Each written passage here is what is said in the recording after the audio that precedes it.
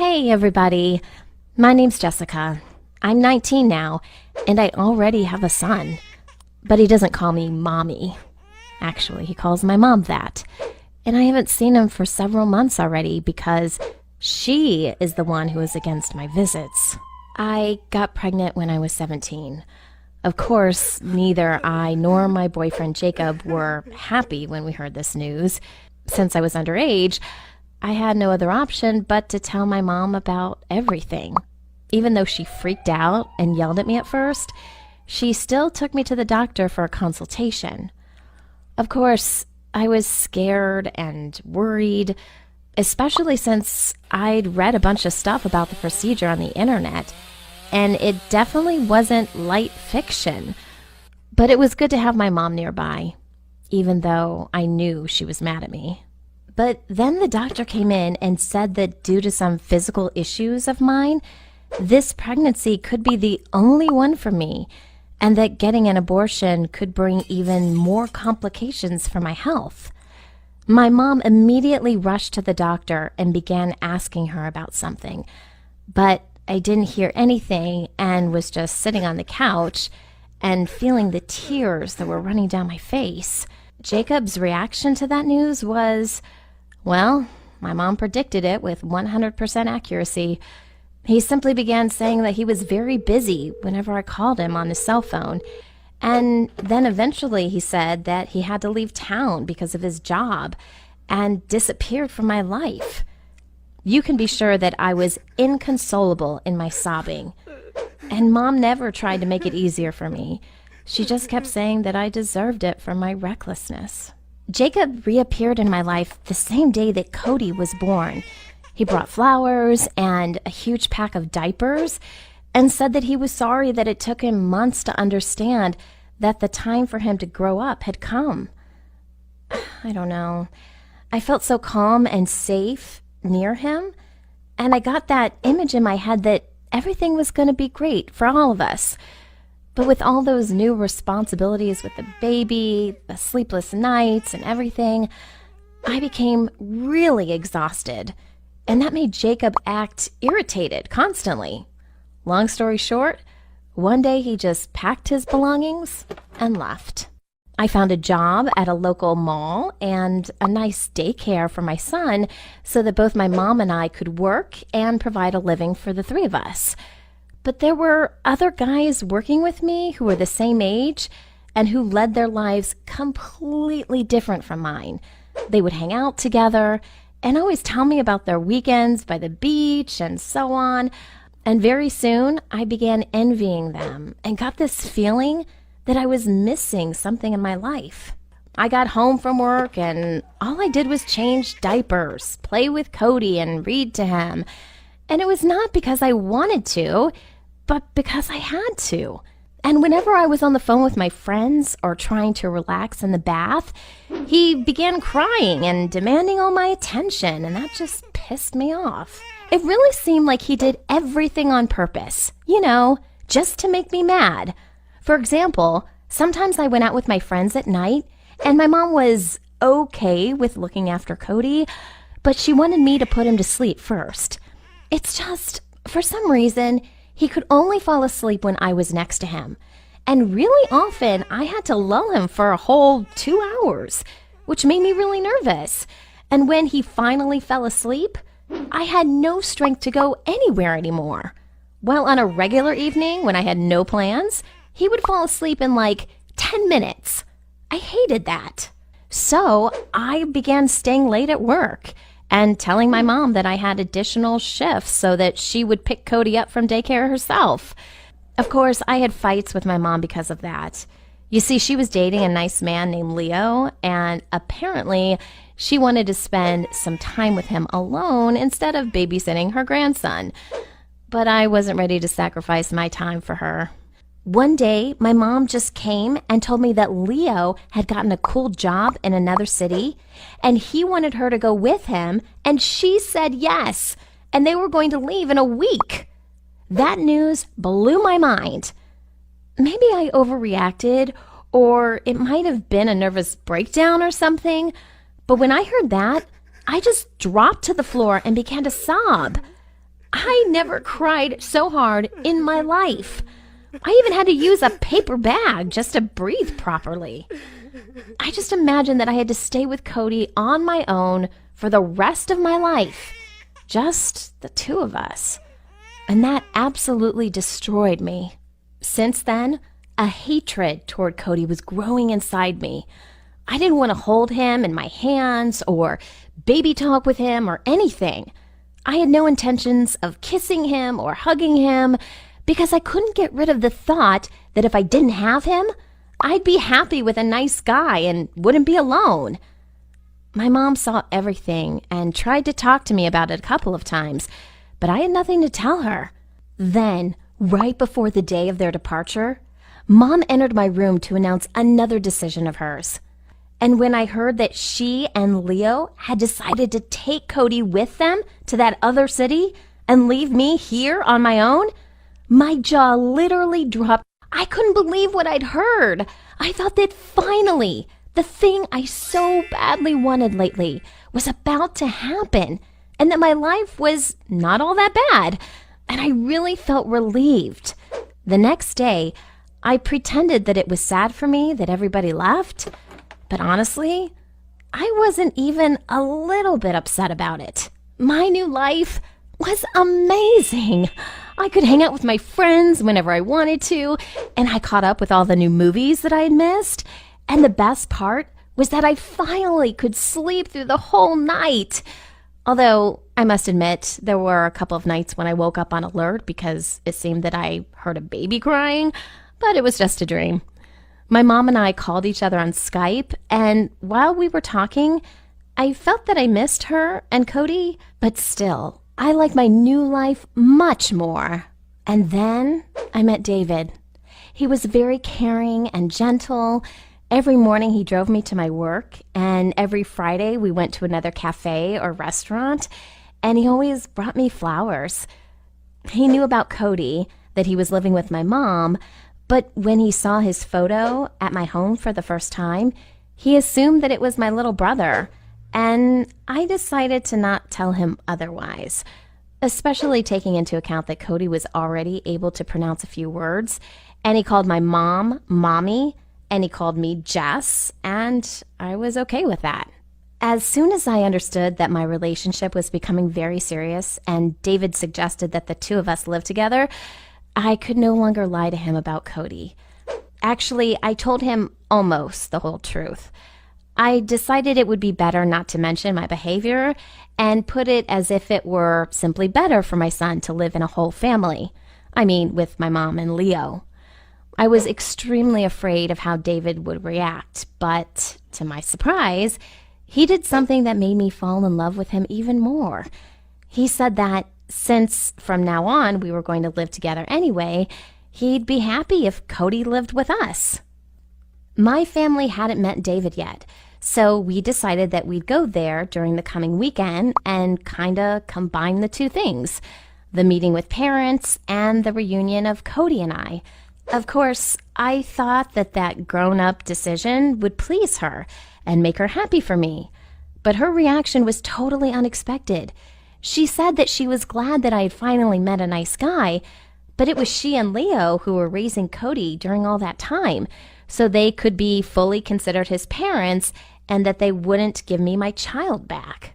I couldn't believe that this was happening for real. At the same moment when my life was about to finally become normal and even amazing, my mom was the one who was throwing stones at me.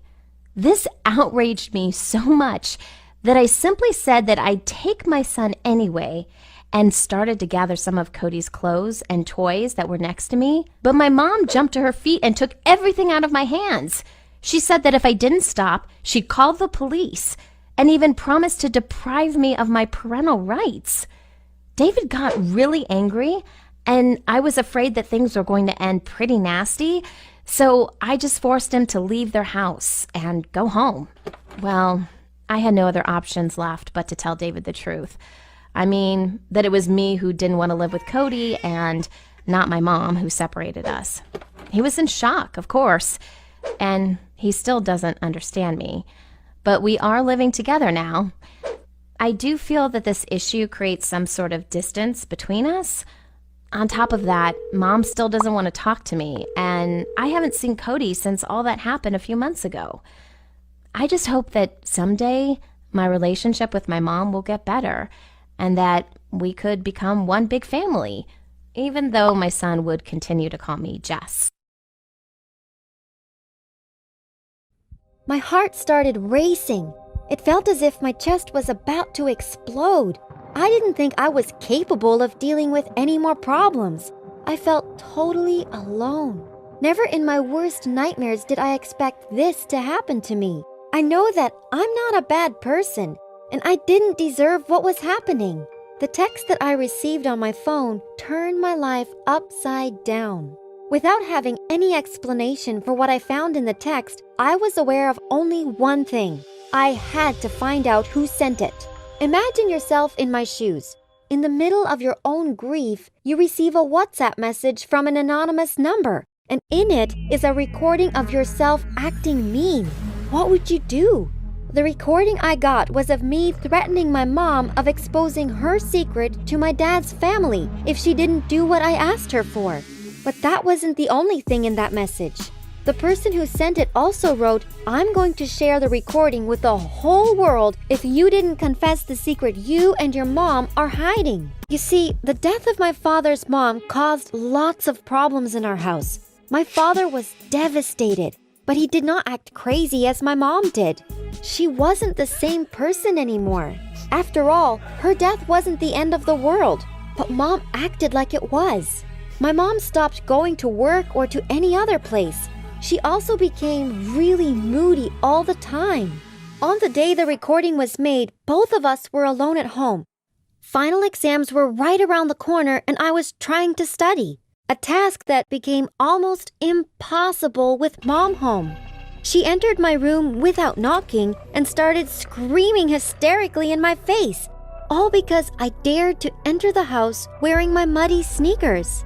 I have to admit, my reaction got out of control. It was the first time I screamed without stopping in my mom's face. I said some hurtful things to her, and I told her what a horrible mother she was, faking being sad over my grandma's death. I didn't stop screaming until she left my room crying. The weird part was that neither I nor my mom recorded that video. You might be wondering if my mom and I were alone in the house. Who recorded it then? My suspicions were turning towards my brother. My relationship with him hasn't really ever been good. He has always claimed that I get everything I want and he doesn't. He thinks I'm my mom's favorite. I started to wonder, was he trying to turn my mom's attention toward him? Or maybe even worse than that. Maybe he was trying to ruin my life. But I couldn't point the finger at him without being sure. I felt really afraid of replying to the message. So I was left with only one solution. I went directly to my friend Sam. When I got out of the house, I saw my father's car leaving the house. Anyway, he was kind of obsessed with computers and smartphones. So I thought that maybe he could figure out whose number it was that sent me the recording. Unfortunately, we weren't able to get a lead. Sam advised me against answering the text until he could find a solution. I agreed. I went back home hoping that Sam was able to help me sometime soon. I was stressed out, fearing that this person might have sent my friends that recording. While I was panicking, my brother Dean returned home. I went straight to him with my eyes burning from anger. Without a second thought, I told him, "You think you can fool me with your games? I'm telling Dad that you're trying to mess with me." But before I could even finish, I got another text from that number saying, "You lose all your femininity when you yell. Soon everyone will figure out how much of a mean girl you are. I'm still waiting for your confession." I was in total shock. I couldn't feel anything around me except for Dean shaking me and saying, "Are you crazy? Get out of my room now." I started looking around me. Who sent me those texts? It couldn't be my brother. Dean was sitting right in front of me. I didn't see him holding his phone. It just couldn't be him. I ran like crazy all around the house, but I found no one. It was empty except for me, my brother, and my dad, who was sitting in front of the TV. That night was the worst night of my life. I stayed up late, drowning in my own thoughts. Who was this person tormenting me? Sam called me in the morning and told me he was able to find out something very important and that he was waiting for me in his room. I went to his room right away. I was able to record the calls that were made by that person, and here was the real shocker. You won't believe who was doing this to me. It was the last person I would ever expect. It was my dad. But why Dad? Sam told me that the conversation that he recorded was between my dad and his friend. In it, he told him that his plan had succeeded and that soon the secret will be exposed in front of everyone without telling it was her dad all along. Things became more logical now. My dad was always there when I got a text. He also blamed my mom for my grandma's death and wanted to teach her a lesson. But why did he get me involved in all this? Why is he acting so evil? I asked Sam to send me the recording, but he refused. He even refused to let me listen to it. He said he had deleted it in order to protect himself because hacking and recording people's phones is illegal. He left me with no proof to face my dad with. I left Sam's home not knowing what to do. Was I supposed to tell Mom or Dean what I knew with everything that was already going on? As I walked toward my house, I saw an ambulance stopping right in front of it. I raced toward it and saw the worst thing ever. It was my mom. They were taking my mom to the hospital. I ran quickly toward them and asked Dean what's going on. He told me he found my mom collapsed. It must have been because of her depression, lack of sleep, and the fact that she was hardly eating. I followed her to the hospital, and my dad and Dean followed me later. My dad looked so worried about my mom, but was he sincere? I decided to keep quiet. 2 hours after arriving at the hospital, the doctors allowed us to see my mom. She was really tired. I don't think her pale face was part of any kind of act. The doctor said that the exhaustion my mom was feeling was due to her sadness over my grandma's death. My dad held her hand as she slept. My thoughts were all mingled. Is he acting this way to look less suspicious? Why does he keep asking me to reveal the secret that he himself is related to in the first place? It was not only my mom's fault that my grandma died this way. It was his fault too. It just didn't make any sense. While I was drowning in my thoughts, my phone rang. I started receiving endless messages and many recordings of my own voice. Me screaming at Sam, me speaking on the phone, me ordering pizza, even me singing in the shower. Who on earth was still sending me these messages? I already knew it wasn't Dean. My mom was lying on the bed right in front of me, and my dad is sitting with us without his phone. So who could it be? I couldn't stop myself from replying to the messages anymore. Whoever was sending me these, I was certain it wasn't any members of my family. I texted back saying, "Who are you?" And after a few seconds, they answered, "I'm nobody. Haha." I knew then that I had to play along. I texted back, "Fine, I know that you are my dad. You can't hide your identity anymore. I will not reveal to you the secret you are asking for. And I will tell everybody the real reason my grandma died. If you don't stop harassing me, I'm going to send the police to Sam's home so he can give them all the evidence we found against you on his computers. I'll give you 1 hour to think about it." I turned off my phone after that. In reality, I was never going to call the cops, but I learned this trick from the many movies I've watched. I wanted whoever was messing with me to feel threatened. For the next hour, I was counting the seconds so I could turn my phone back on and see my fake dad's response.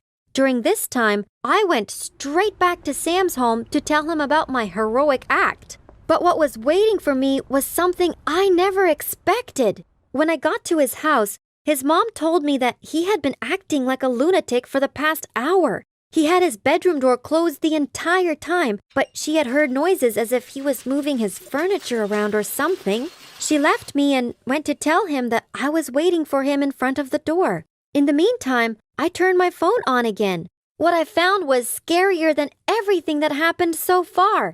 I didn't receive any new messages or any calls from that strange number. And when I tried sending him one, he never ended up receiving it. You might think that what's happening isn't something to be frightened from. You might even think that my threatening prevailed. But my story didn't end there. Sam had called me more than 100 times during that past hour, and he had sent me like 20 messages telling me not to call the police or I would get him arrested. Then Sam came quickly to the front door. He shook my shoulders and asked me if I called the cops. I told him that I didn't and that it was just a trick, nothing more. I mean, I just tried doing what heroes do in those spy movies we watch. But how did Sam even know? He started to look less worried, and then he said, "Didn't I tell you that I'm keeping an eye on this number? I read your text." Then he slammed the door in my face without any further explanation. I spent that night watching my phone, waiting to receive something, anything from that dreaded number, but there was absolutely nothing. That wasn't the only thing I was thinking about, however. Sam's irrational fear was also a mystery to me. At the end of the day, he was only trying to help, so why was he so afraid of the police? Meanwhile, my father texted me.